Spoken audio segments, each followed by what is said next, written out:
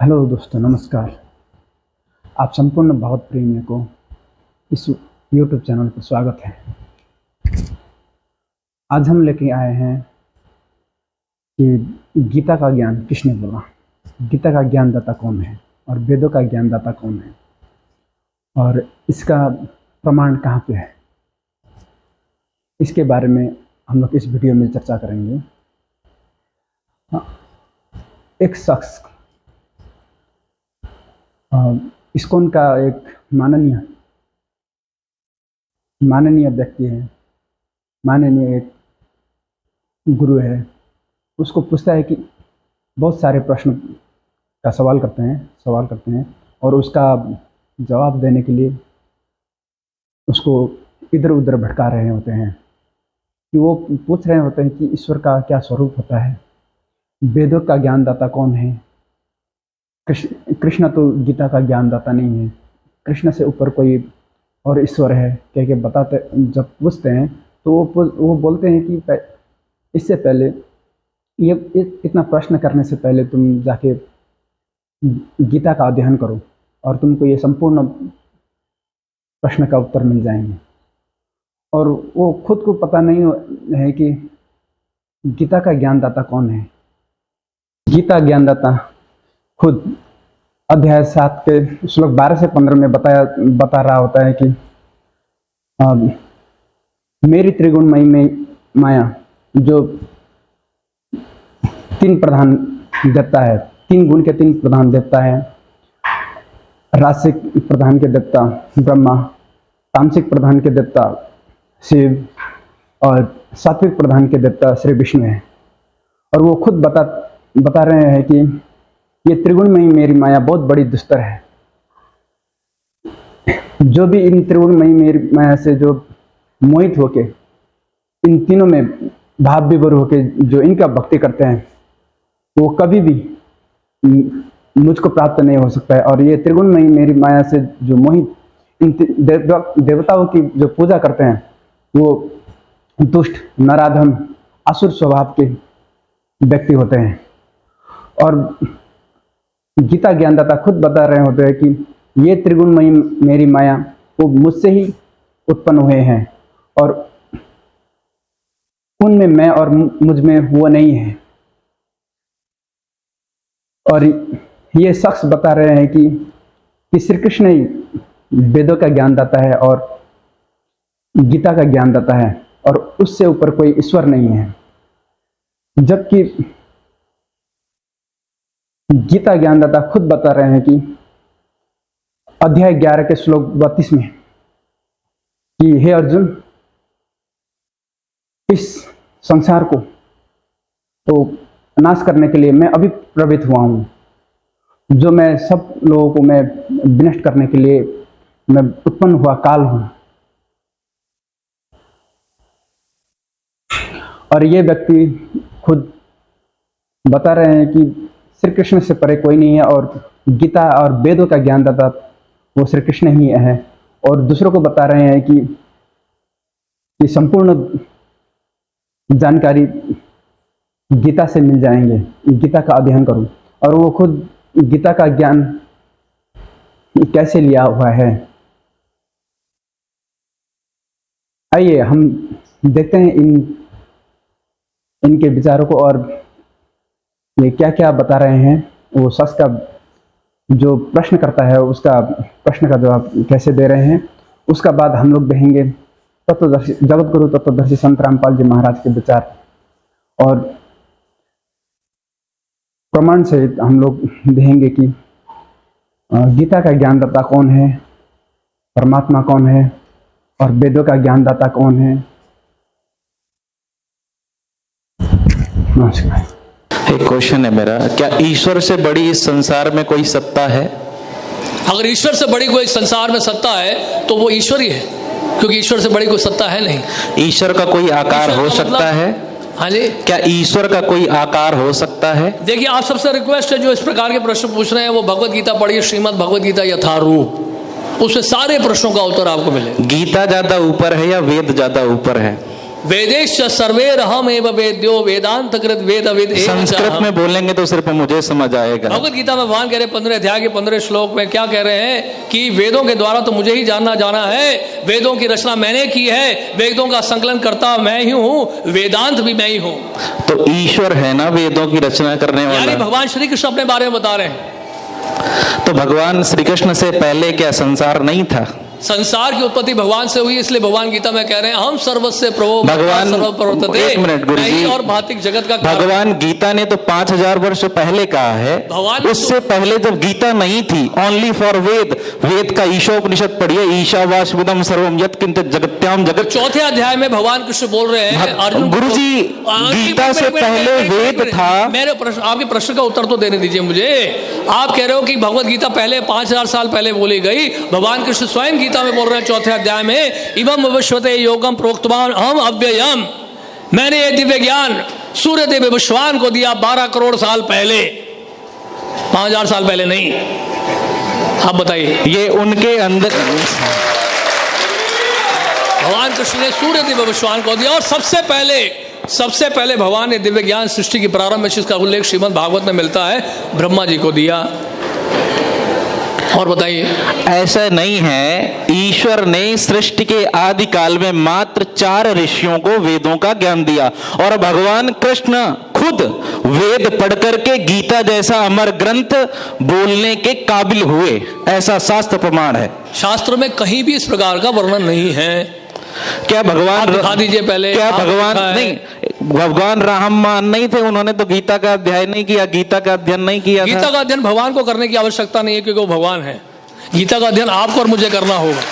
क्यों? एक मिनट गुरु जी, भगवान का अर्थ क्या होता है? गीता का अध्ययन भगवान का अर्थ क्या होता है? मुझे करना है। भगवान का अर्थ क्या होता है? एक परिवार के लिए पति भगवान नहीं होता, उसी प्रकार से भग कल्याणार्थक धातु होती जिसके 6 अर्थ निकलते हैं। दर्जा दिया जाता है, सम्मान किया जाता है, इसका मतलब ये नहीं कि वो भगवान है। भाई परिवार के लिए वो भगवान है। भगवान कृष्ण ने पूरे संसार के लिए कल्याण का काम किया, वो संसार के भगवान है। इसी प्रकार से आप देखिए, कोई कुल भगवान होते हैं, कोई गांव के भगवान का मतलब ये है कि आप संसार के अच्छे काम करने लगो, आप भगवान बन जाओगे। ईश्वर भगवान नहीं हो सकता।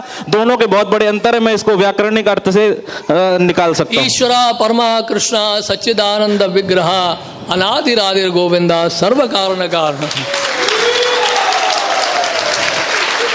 परम ईश्वर भगवान श्री कृष्ण है, सच्चिदानंद विग्रह है, सभी कारणों के कारण है, वो अनादि है, उनका कोई आदि नहीं है। ब्रह्मा जी कह रहे हैं ब्रह्म संहिता में, अगर भगवान कृष्ण खुद ईश्वर हैं तो उन्हें ईश्वर की आराधना करने की क्यों आवश्यकता पड़ी? जाना है, आपके बहुत सारे प्रश्न हैं, आप कभी समय लेकर हमारे पास आइएगा क्योंकि बहुत सारे। मेरा एक ही प्रश्न और है, अगर भगवान कृष्ण खुद ईश्वर हैं तो उन्हें ईश्वर की आराधना करने की आवश्यकता क्यों पड़ी? भगवान कुछ भी कर सकते हैं।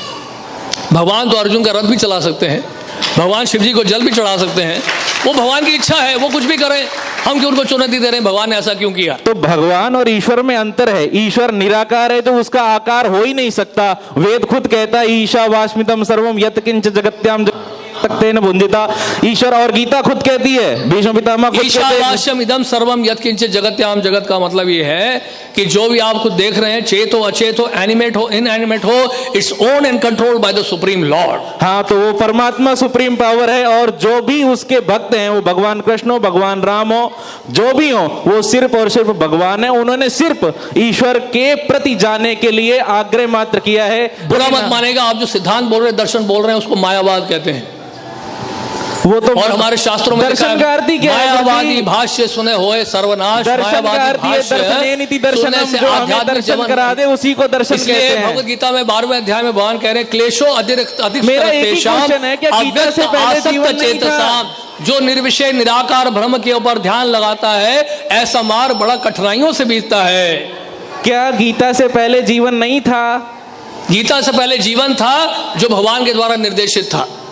तो अगर हम वो तो वेदों में निर्देशित था, हम गीता की तो इसलिए भगवान बोल रहे हैं गीता में वेदेश्वर सर्वैरहम अहम एव वेद्यो वेदांत कृत वेदवित एव चाहम। वेदों की रचना मैंने की है, वेदों का संकलन करता मैं हूं, वेदों के द्वारा मुझे जानना है, वेदांत मैं हूं। ईश्वर का न कभी जन्म होता है न कभी वो मरता है। भगवान कृष्ण का जन्म हुआ है, इसलिए भगवान गीता के 4वें अध्याय में कह रहे हैं जन्म कर्म च मे दिव्यम हो सकते, महान पुरुष जन्म कर्म च मे दिव्यम एवं यो वेति तत्वतः त्यक्त्वा देहम पुनर्जन्म नैति मामेति स अर्जुना। भगवान कहते मेरा जन्म और मेरा कर्म दोनों ही दिव्य है।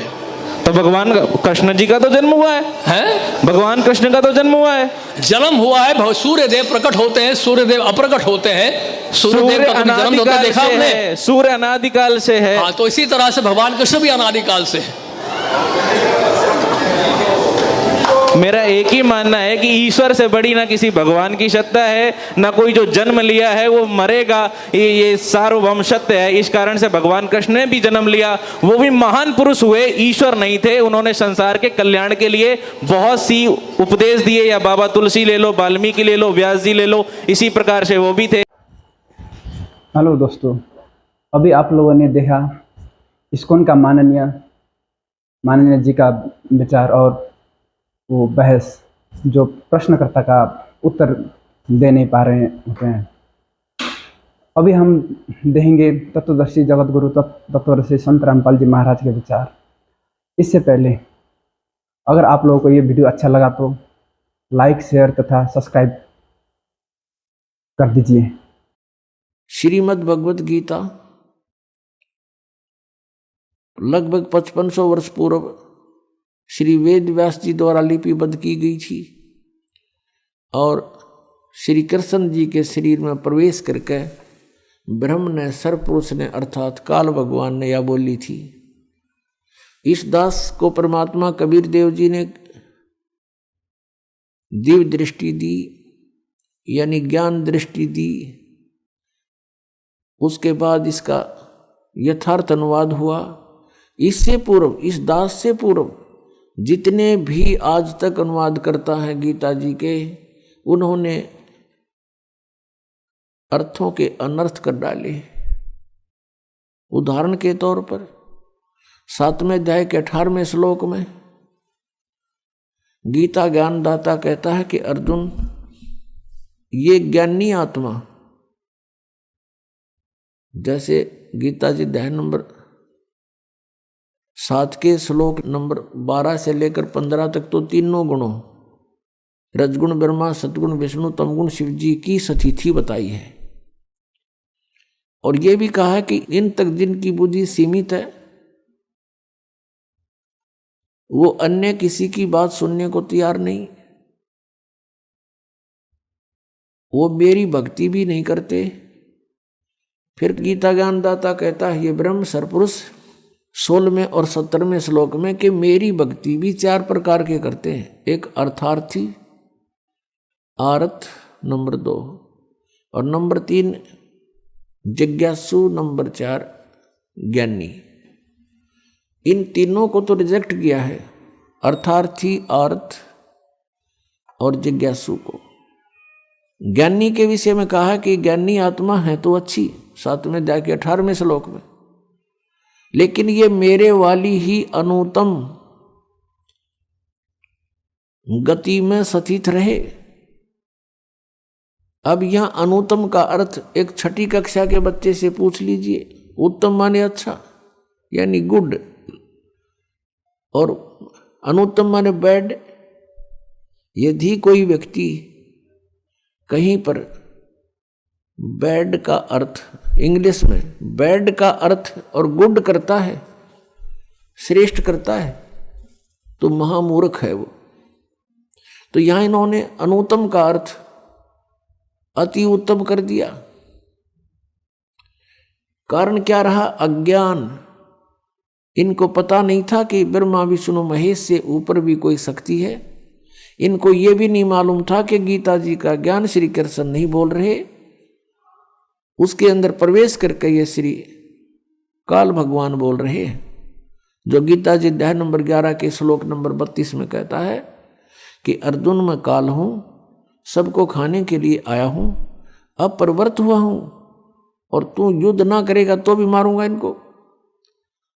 और 11वें अध्याय के 21वें श्लोक में अर्जुन कह रहा कि भगवान आप तो इन देवताओं को भी खा रहे हो, आप ऋषियों को भी खा रहे हो, और ये सब सिद्धों के समुदाय आपके समक्ष वेद मंत्रों से आपकी स्तुति भी कर रहे हैं, आपसे मंगल कामना भी कर रहे हैं, और आप इन सब को खा रहे हो। तब इसने 11वें अध्याय के 32वें श्लोक में कहा कि अर्जुन मैं काल हूं और अब प्रवृत्त हुआ हूं, अब आया हूं मैं, अब प्रकट हुआ हूं। नहीं, श्री कृष्ण जी तो अर्जुन के साथ पहले से ही रहते थे, संबंधी थे उसके।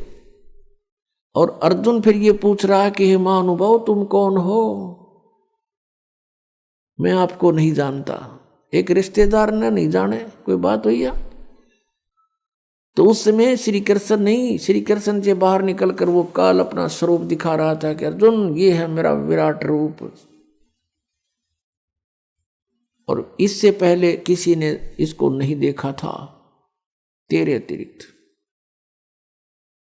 और श्री कृष्ण जी तो अपना विराट रूप पांडवों की सभा में पहले दिखा चुके थे। तो ये शब्द भी श्री कृष्ण जी नहीं बोलते अगर वो गीता ज्ञान दे रहे होते कि तेरे से अतिरिक्त पहले मेरा ये विराट रूप किसी ने नहीं देखा था।